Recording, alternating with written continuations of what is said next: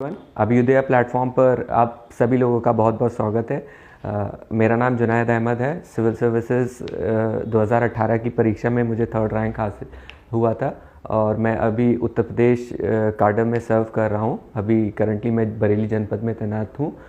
यहाँ पर मेरी ट्रेनिंग चल रही है और इसी स्कीम के लिए मैं आप लोगों से इंटरेक्ट कर रहा हूँ।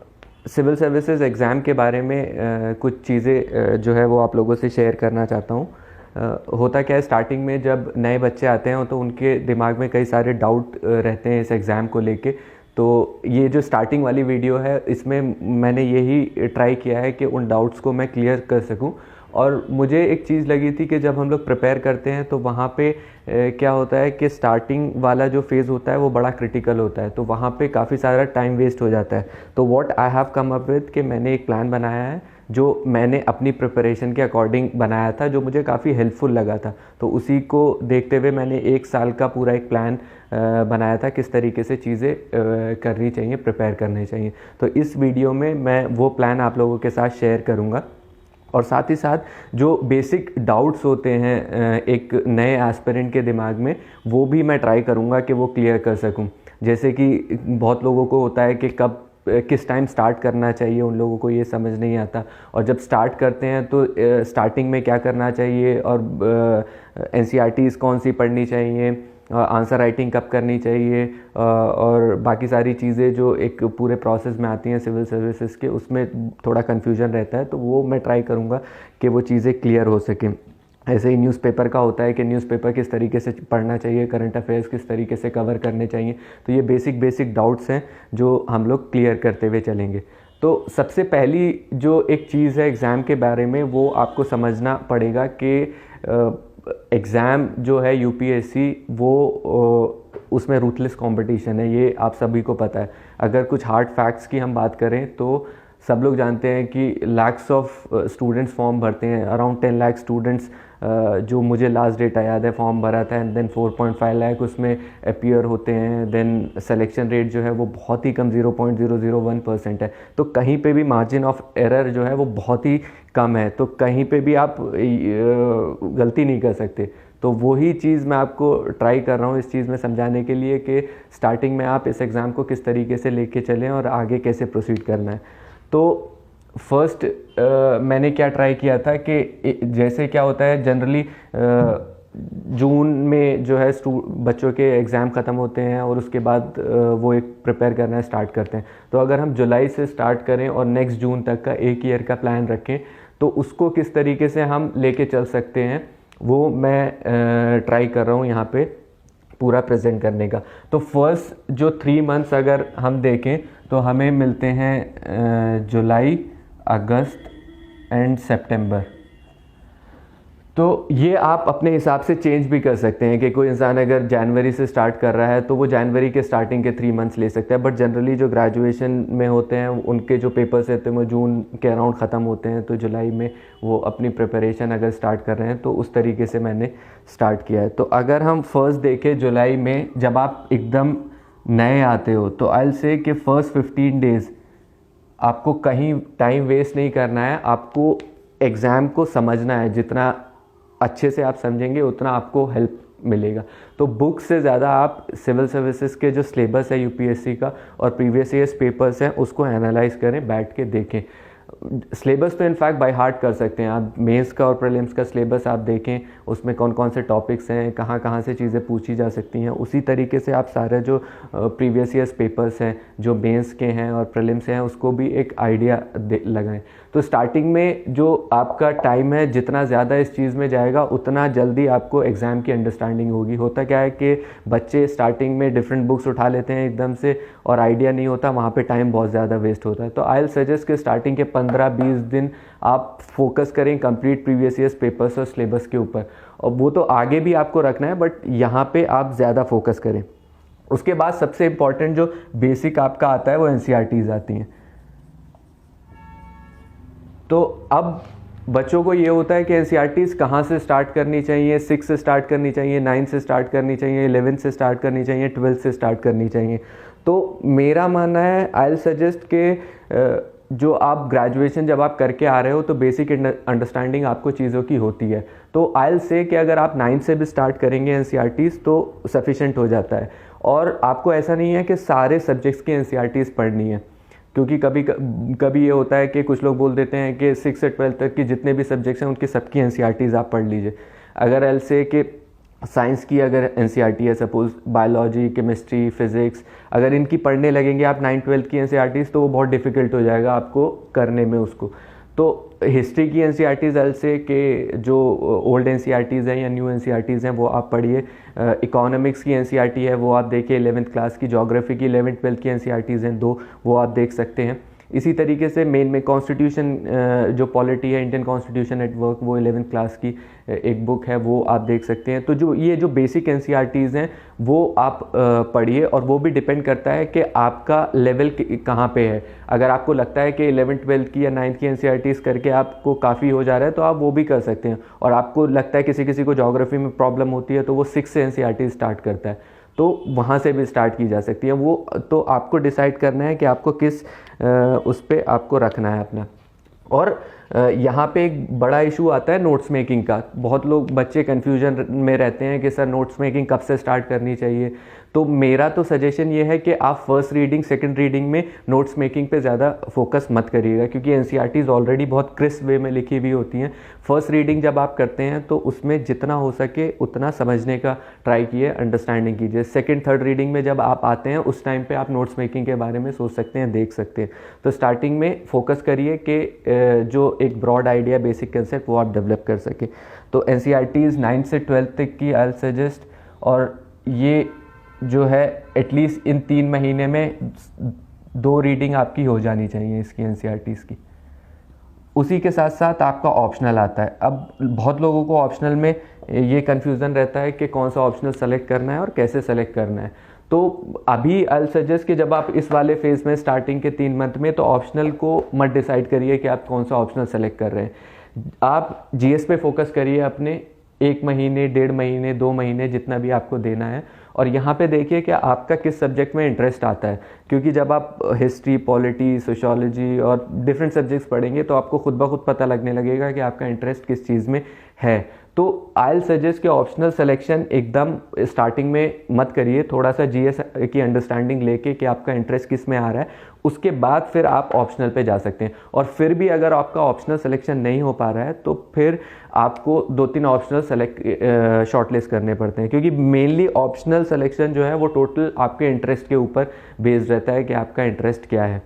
तो अगर आप एनसीईआरटीज़ पढ़ के जीएस की अंडरस्टैंडिंग लेके भी ऑप्शनल नहीं डिसाइड कर पा रहे हैं, तो द ओनली वे इज़ कि 1-2 ऑप्शनल जो आपको लगता है कि आप अच्छा कर सकते हैं उसको शॉर्टलिस्ट करिए, एंड देन उनके पेपर्स देखिए, उनकी बुक्स देखिए, और उसमें देखिए कि आप किस तरीके से उसमें कर सकते हैं। क्योंकि ऑप्शनल बहुत डिसाइडिंग हो जाता है एग्ज़ाम में मार्क्स लाने के लिए। तो ऑप्शनल का सिलेक्शन बहुत इंपॉर्टेंट। कभी कभी ऐसा होता है कि 3-4 अटेम्प्ट के बाद लोग ऑप्शनल चेंज करते हैं, उसमें बहुत प्रॉब्लम्स आती हैं। तो अगर स्टार्टिंग में ही आप ऑप्शनल अच्छे से सेलेक्ट कर रहे हैं अपना, तो वहाँ पे आपको काफ़ी बेनिफिट हो जाता है। तो ये जो ऑप्शनल का है ये आप देख सकते हैं थोड़ी सी जीएस की अंडरस्टैंडिंग होने के बाद कि आपको क्या सेलेक्ट करना है। और इस वाले फेज़ में ये मेरा अपना पर्सनल ओपिनियन है, आप उसको देख सकते हैं कि आप पे कितना हेल्पफुल रहेगा। इस वाले फेज़ में आप न्यूज़पेपर अवॉइड कर सकते हैं, क्योंकि जब एक बिगिनिंग फेज़ में आप पढ़ रहे हैं चीज़ों को, तो न्यूज़पेपर समझने में, करने में आपको बहुत ज़्यादा टाइम लग जाता है। 1.5 घंटा 2 घंटा वेस्ट हो जाते हैं स्टार्टिंग में। तो इस फेज़ में आप न्यूज़पेपर को अवॉइड कर लें, क्योंकि इस फेज़ में आप बेसिक जो आपका कॉन्सेप्ट है वो बना रहे हैं, उसको जितनी जल्दी बनाएंगे उतना हेल्पफुल होगा। तो ये 3 महीने इन चीज़ों में आप अगर निकालेंगे तो आपका बेस जो है वो अच्छे से बिल्डअप हो सकता है। नेक्स्ट अगर हम आते हैं तो आता है अक्टूबर, नवंबर, दिसंबर वाला फेज़। यहाँ पे आपका क्या है कि आपका एक जीएस की रीडिंग हो चुकी है, एनसीईआरटीज़ की बेसिक अंडरस्टैंडिंग हो चुकी है, और यहाँ पे एक और चीज़ आती है, रेफरेंस बुक्स। जब आप एनसीईआरटीज़ पढ़ लेंगे तो उसके बाद आपको हर एक सब्जेक्ट की कोई ना कोई रेफरेंस बुक लेनी पड़ेगी।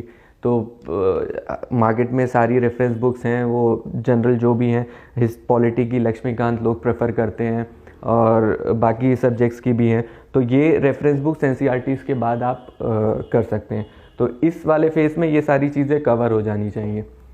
3 महीने में सफिशेंट टाइम होता है ये सारी चीज़ें कवर करने के लिए। यहाँ वाले फेज़ में आपकी सेकेंड रीडिंग आती है।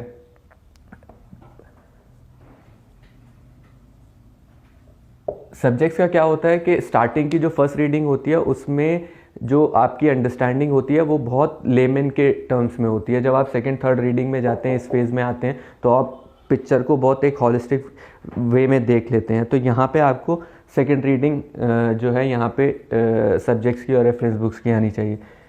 ऑप्शनल जो है दिसंबर तक आपका कंप्लीट हो जाना चाहिए, ये इस फेज़ में रहता है, क्योंकि यहाँ पे आपका ऑप्शनल सिलेक्शन जब आता है तो मे बी अगस्त सितंबर, जब तक भी आप टाइम लेते हैं ऑप्शनल सिलेक्शन में, तो किसी भी ऑप्शनल को कंप्लीट करने के लिए एटलीस्ट 3 मंथ्स तो चाहिए ही चाहिए होते हैं। तो यहाँ पे एक बार तो एटलीस्ट आपका ऑप्शनल कंप्लीट हो जाना चाहिए सिलेक्शन के बाद, क्योंकि अगर यहाँ तक आपका ऑप्शनल कंप्लीट नहीं हो रहा है तो उसके बाद जो आगे की चीज़ें हैं उसमें आपको फिर प्रॉब्लम आएगी। तो दिसंबर तक ट्राई करें कि आपका ऑप्शनल कंप्लीट हो जाना चाहिए। ये 3-3 महीने के जो फेजेस मैं बना रहा हूँ, ये आप अपने हिसाब से भी इसको चेंज कर सकते हैं जब से आप स्टार्ट कर रहे हैं। तो मैंने तो एक ईयर का प्लान लिया है जो स्टार्ट होता है जुलाई से और एंड होगा जून पे। जनरली प्रीलिम्स भी जून में ही होता है। तो और यहाँ पे आई से कि यहाँ पे आप न्यूज़पेपर को स्टार्ट कर सकते हैं।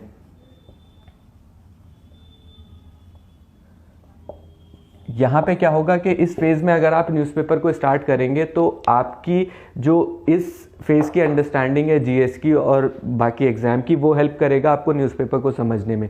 यहाँ वाला टाइम अगर आप न्यूज़पेपर को ज़्यादा देंगे तो आपका जो बेसिक जो प्रिपरेशन है वो कहीं ना कहीं अफेक्ट होगी। तो आई सजेस्ट कि इस वाले फेज़ में आप न्यूज़पेपर स्टार्ट करें और मैक्सिमम आप न्यूज़पेपर को 1 घंटे से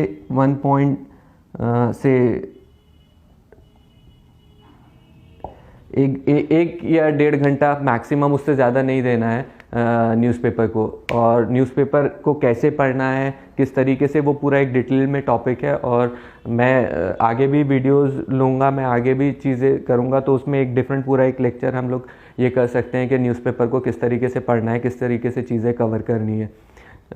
तो यहाँ पे आप न्यूज़पेपर का स्टार्ट कर सकते हैं और यहीं पे आपको नोट्स मेकिंग पे भी अपना थोड़ा फोकस स्टार्ट करना पड़ेगा, क्योंकि जब आप न्यूज़पेपर पढ़ते हैं और आपकी थर्ड रीडिंग फोर्थ रीडिंग यहाँ पे आ जाती है इस वाले फेज़ में, उसके बाद आपकी जो नोट्स मेकिंग होती है वो इम्पॉर्टेंट हो जाती है।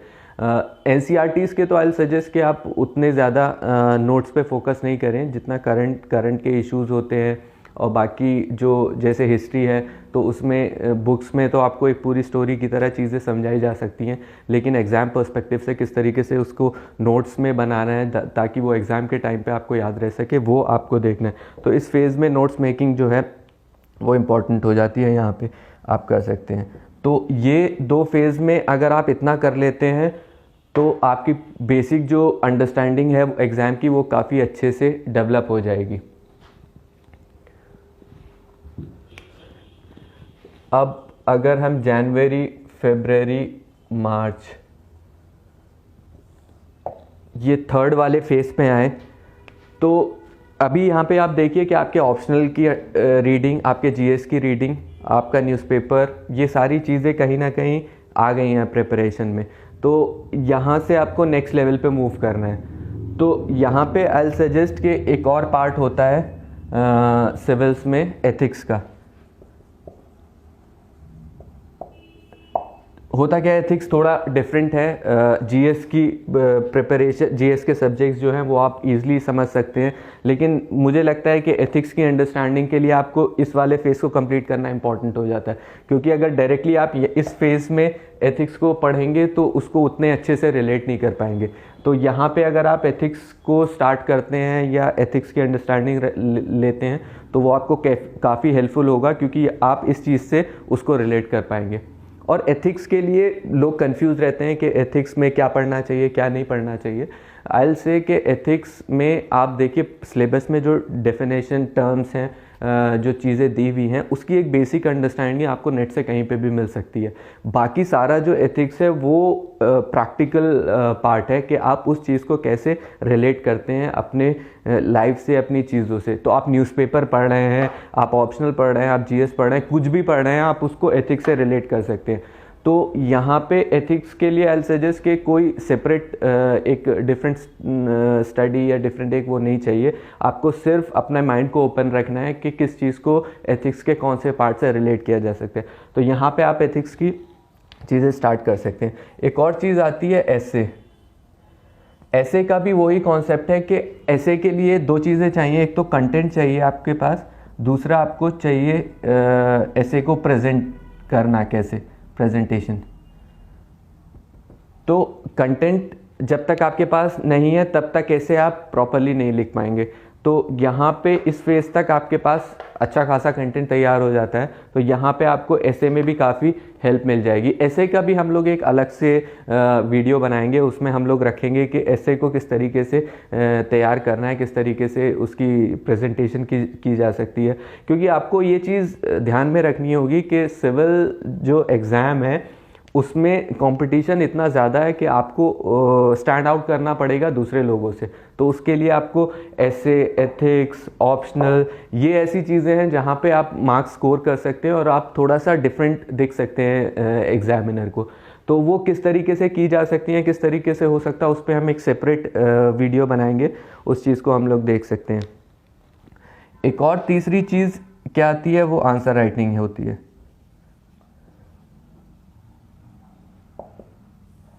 ये भी बहुत इंपॉर्टेंट हो जाती है, क्योंकि एक आपको ये समझना पड़ेगा कि कभी कभी बच्चों को लगता है कि अभी हम प्रीलिम्स की तैयारी कर रहे हैं, अभी हम मेंस की तैयारी कर रहे हैं और वो सारी चीज़ें डिफरेंट हैं, पहले प्रीलिम्स हो जाए फिर मेंस के करें। ऐसा कुछ नहीं है, क्योंकि अगर आप ये कर रहे हैं तो आपको प्रीलिम्स और मेंस दोनों को एक साथ लेके चलना पड़ेगा।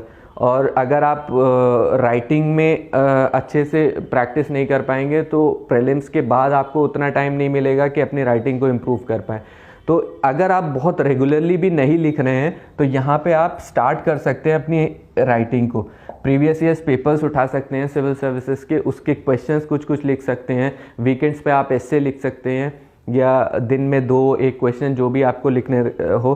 तो वो एक हैबिट डेवलप होगी आंसर राइटिंग की, जो आपको आगे हेल्प करेगी।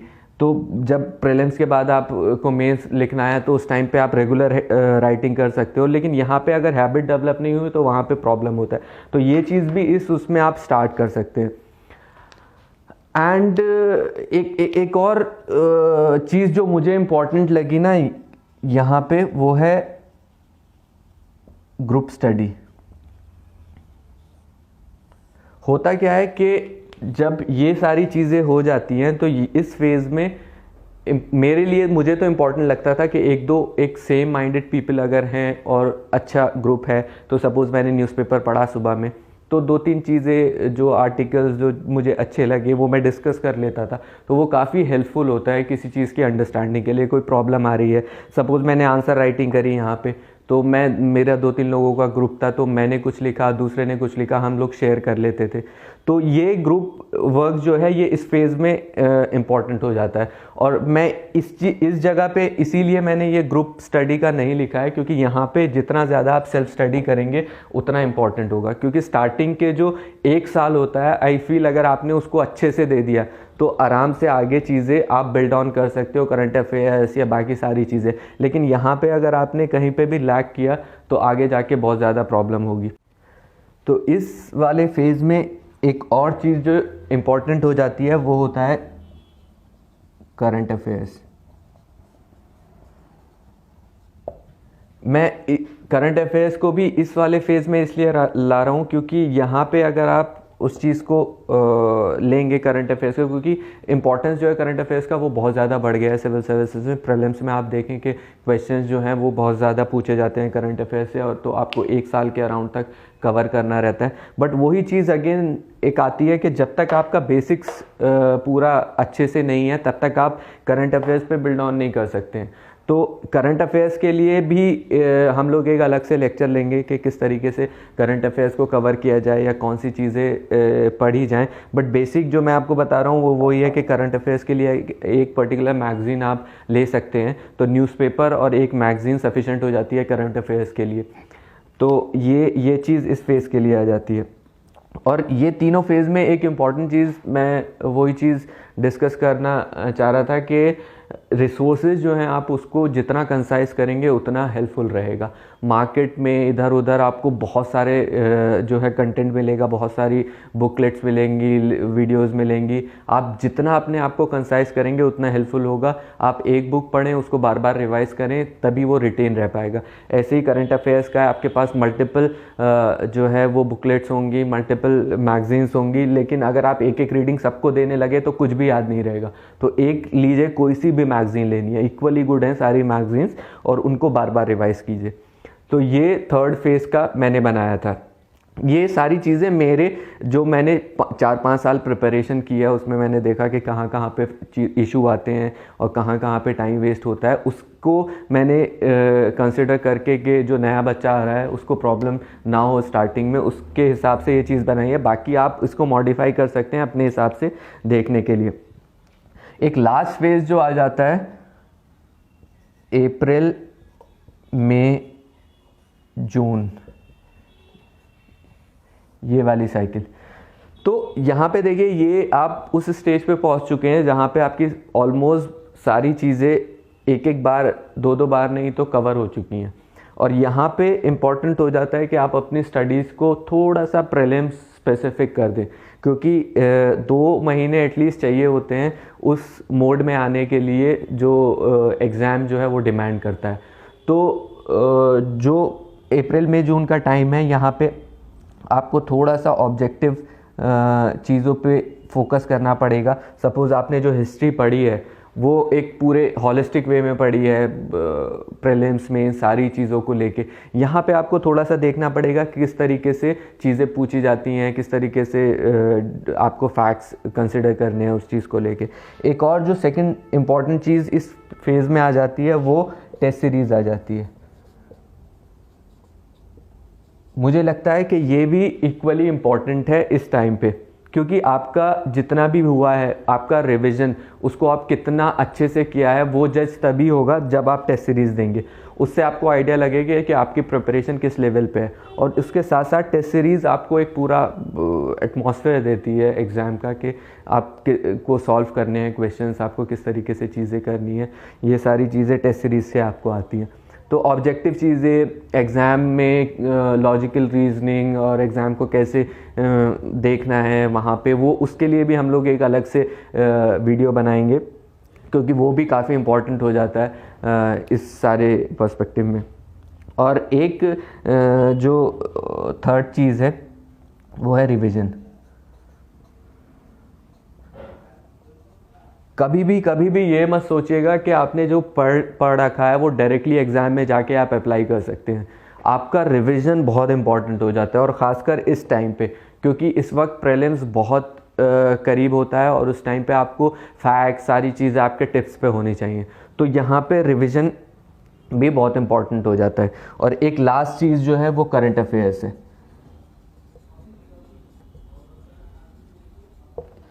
होता क्या है कि एक साल का करंट अफेयर्स अराउंड लोग कवर करते हैं प्रीलिम्स के लिए। तो यहाँ पे एंड तक भी आपको करंट अफेयर्स चीज़ें आपको प्रिपेयर करनी पड़ेंगी, क्योंकि सपोज़ अगर जून में एग्ज़ाम है तो मई का भी करंट अफेयर्स में कुछ इवेंट हुआ है तो वो पूछा जा सकता है। तो इस जगह पे आपको मेनली अपनी चीज़ों को सिस्टमैटिक वे में रेडी करना है प्रीलिम्स के लिए, वो टेस्ट सीरीज़ के थ्रू, रिवीजन के थ्रू, करंट अफेयर्स के थ्रू। तो ये एक बेसिक लेआउट है, और ये जैसे हमारी फर्स्ट वीडियो तो मैंने ट्राई किया कि एक बेसिक अंडरस्टैंडिंग जो एक नया बच्चा है जो सिविल सर्विस की प्रिपरेशन करने आया उसके लिए ये चीज़ दे सकते हैं। तो ये मेनली ये वीडियो इसी के लिए था। और बाकी तो हम लोग जैसे भी चीज़ें होंगी, जैसे भी टॉपिक आएगा उसके हिसाब से वीडियोस बनाएंगे। और बाकी आप लोगों को भी अगर लगता है कि कोई स्पेसिफिक टॉपिक है जिस पे आप लोगों को हेल्प चाहिए या वीडियो चाहते हैं कि हम लोग बनाएं, तो आप उसको कमेंट्स में या किसी के थ्रू हम तक ये पहुंचा सकते हैं तो हम उसी के हिसाब से अपनी वीडियो बना लेंगे। और बाकी तो सिविल सर्विस के लिए एक चीज़ याद रखिए कि जैसे एक जंगल का रूल होता है कि हंट और गेट हंटेड, जैसे शिकार करो या शिकार हो जाओ, वैसे ही सिविल सर्विसेज का भी सेम रूल है कि थोड़ा सा भी एरर का मार्जिन नहीं है, आपको अपना 100% देना होगा। और आप जब अपना 100% देंगे तभी ये एग्ज़ाम आप क्लियर कर सकते हैं, क्योंकि हम लोग सिर्फ आपको गाइडेंस दे सकते हैं, बता सकते हैं कि चीज़ों को किस तरीके से लेके चलना है। अल्टीमेटली सारी चीज़ें आपके ऊपर डिपेंड करती हैं कि आप उसको किस तरीके से लेके चलते हो। So my wishes to all of you, अच्छे से आप लोग प्रिपेयर करें, एग्ज़ाम दे। All the best, thank you.